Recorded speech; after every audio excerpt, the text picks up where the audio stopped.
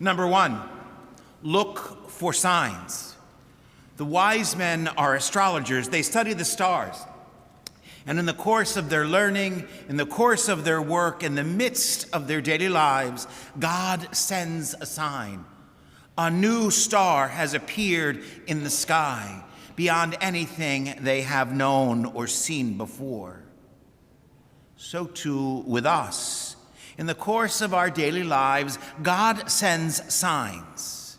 They're love notes, really, reminding us of his presence, signs far beyond what we know or see or discern with our senses.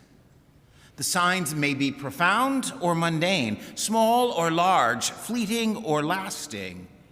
Whatever the sign, we're called to relish the moment we recognize it and then to look beyond to the one who sent it. That's number one. Look for signs. Be open. Number two, ask questions. The sign is a gift from God. It is God's grace. But it's there to help us shake off our apathy and open our minds to ask the important questions of life. The questions that challenge us to leave presumption behind, that open us to what's beyond, that uproot our daily routines and allow us to take seriously the challenges of each new day. Questions that urge us from our comfort zone to confront the difficult aspects of life.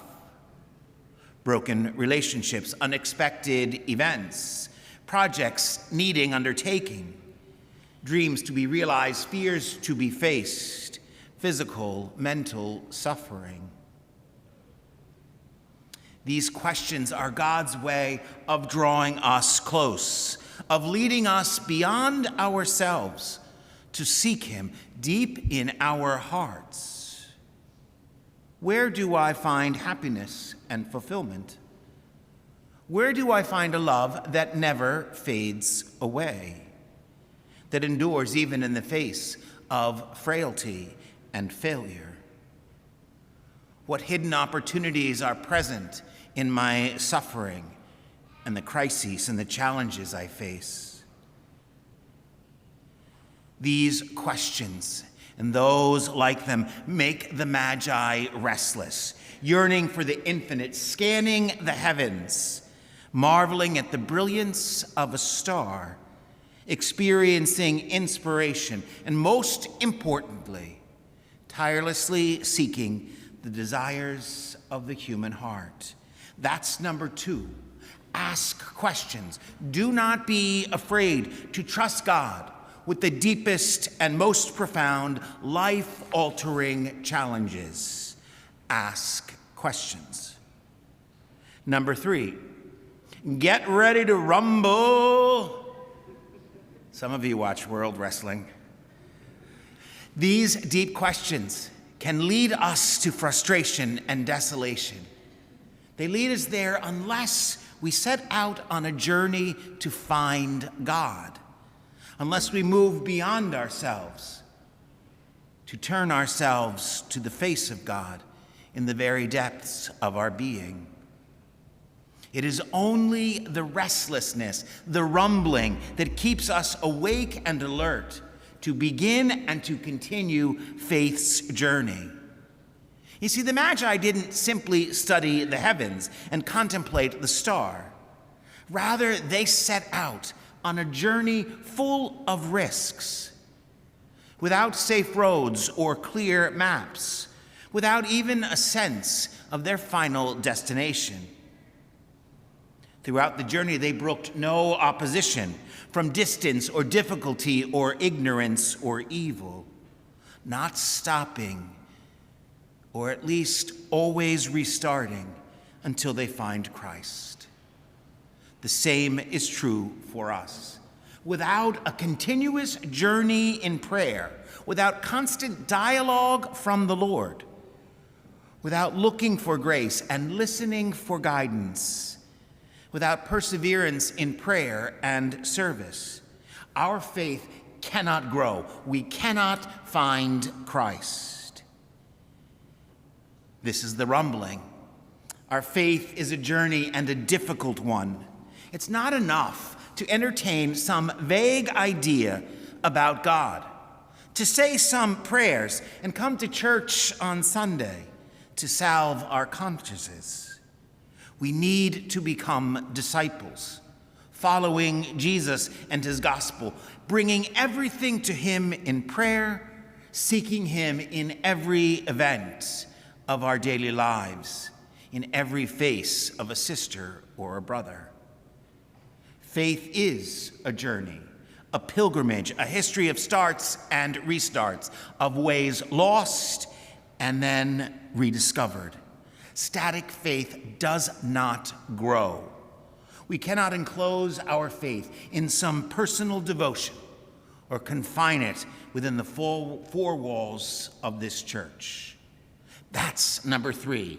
God wants to move us to seek answers of those deep and most challenging questions, to search for Jesus, to be ready to rumble, especially with ourselves, to find Christ.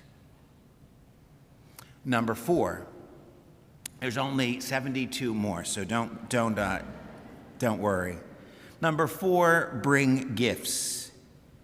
At the end of their long and difficult journey, the Magi entered the house where they saw the child with Mary, his mother, and they knelt down and immediately paid him homage. This is what really matters. Our restlessness, our questioning, our spiritual journey, our practice of faith must converge in worship of the Lord. Because in worship, we find our center and source. For it is the Lord who himself enables us to feel and to act. Everything starts and ends with the Lord, because our true purpose is not to achieve a personal goal or to receive glory for ourselves. No, our ultimate goal, our ultimate end is to encounter God. And all our activity will be fruitless unless we put Jesus at the center of our lives and fall down in worship before him. Worship doesn't ask for anything from God or try to prove our worthiness before God. No, worship is stopping in silence, abandoning ourselves to God's love, letting God take us by the hand and restore us in mercy. And part of our worship, as it was with the Magi, is to bring gifts worthy of the King of Kings. Not gold, frankincense, and myrrh, but what they symbolize about Jesus, who is priest, prophet, and king. Gold is the treasure of a king. We give not earthly gold, but the best of who we are and what we have. Frankincense is used by a priest to offer sacrifice. So too, each one of us is called to sacrifice our time and attention in quiet prayer and public worship, our talent in service to our community and to the world, our earthly treasure to trust more fully in God. And myrrh, it's not really a great gift for a baby shower, because myrrh is used to prepare a dead body for burial. We do not give God embalming fluid, but the sacrifice it represents, the total sacrifice of a prophet, making sure that we proclaim the gospel by what we say and do, by reaching out beyond ourselves to others, by sharing our faith, by actively serving, by making disciples. Like the Magi, let us fall down and worship before the Lord, entrusting ourselves to God in the wonder of worship. Let us worship the best of who we are. Let us worship God, not ourselves, not false idols that are seductive, but hollow and empty. That's number 4. Love God. Worship God by offering the best of who we are and what we have, our entire will. Bring gifts. Number 5, be changed.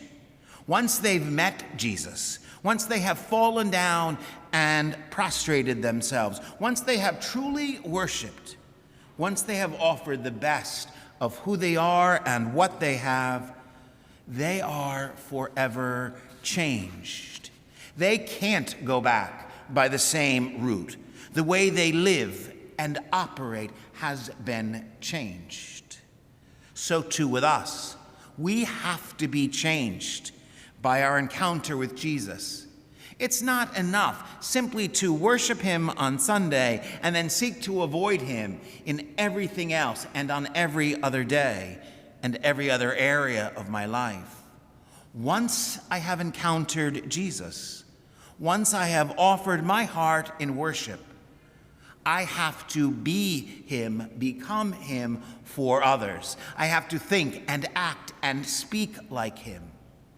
This is what it means truly to worship.